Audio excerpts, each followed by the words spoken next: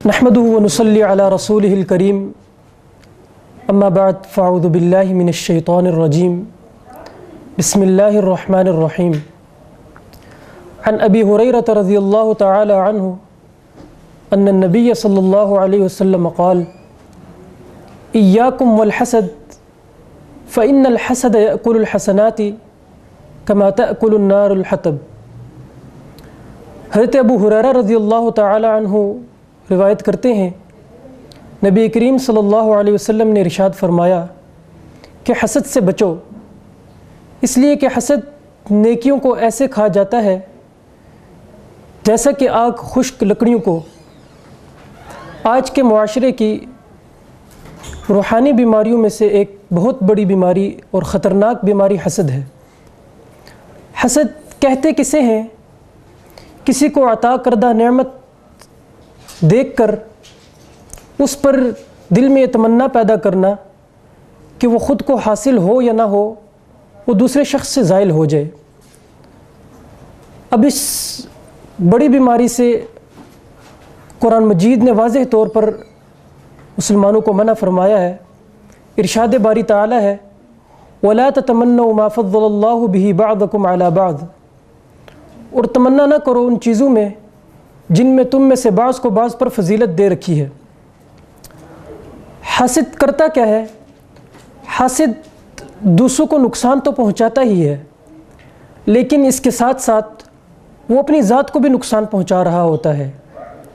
وہ اس طرح جب ایک حاسد جتنی مدت جس دورانیے میں اس بیماری میں مبتلا رہتا ہے تو وہ ایک ذہنی مریض کی حیثیت سے زندگی گزار رہا ہوتا ہے، اور اس دوران اس کا ذہن ایک ڈپریشن کا شکار رہتا ہے۔ یہ بیماری زمین اور آسمان دونوں میں ہوئی۔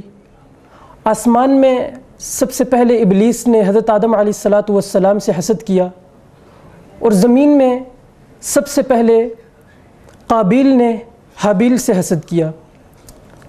چونکہ اس صورت میں حاسد کی خواہش ہوتی ہے کہ وہ مطلوبہ نعمت جو اللہ تبارک و تعالی نے دوسرے شخص کو عطا کی ہے، وہ اس کو حاصل ہو یا نہ ہو، وہ دوسرے سے زائل ہو جائے۔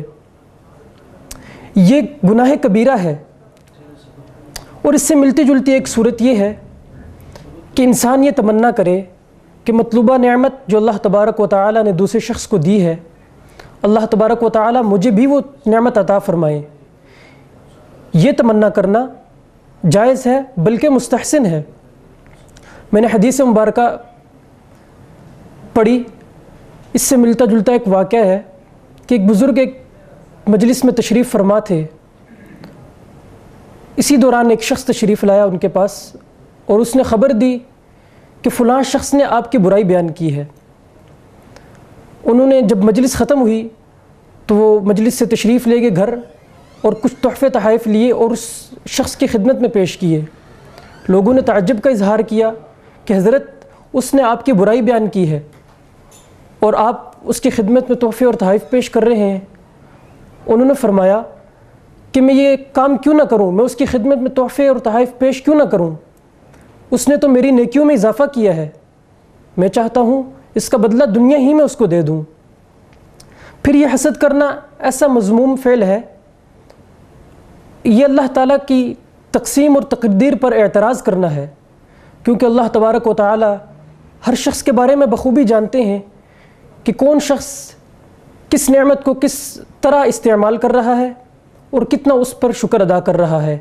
عین ممکن ہے کہ اللہ تبارک و تعالی وہ نعمت اس حاسد کو دیں اور یہ اس پر شکر ادا نہ کرے، اس کی ناشکری کرے، اور وہی نعمت اس کے لیے رحمت کی بجائے زحمت بن جائے۔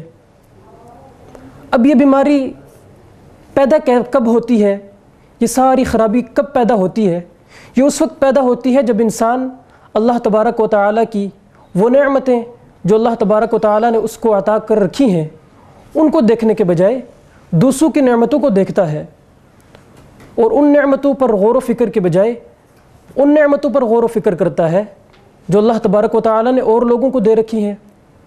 پھر اس صورت میں یہ حسد کا شکار ہو جاتا ہے۔ اب اس بیماری کا علاج کیا ہے؟ اس بیماری کا علاج یہ ہے کہ جب بھی ایسی خواہش انسان کے دل میں پیدا ہو یہ ایسی تمنا جب بھی پیدا ہو تو انسان اسے عیبدار سمجھتے ہوئے، برائی سمجھتے ہوئے اس دل میں اس کی نفرت لائے اور اس توبہ و استغفار کرے، اور جس شخص کے بارے میں حسد پیدا ہو رہا ہے اس کے حق میں دعائے خیر کرے۔ اس کا نام لے کر جب دعائے خیر کریں گے تو انشاءاللہ العزیز اللہ تبارک و تعالی اس بیماری سے ہر انسان کی حفاظت فرمائیں گے۔ اللہ تبارک و تعالی سے دعا ہے کہ ہر مسلمان اور ہر انسان کی اس مذموم بیماری سے حفاظت فرمائے۔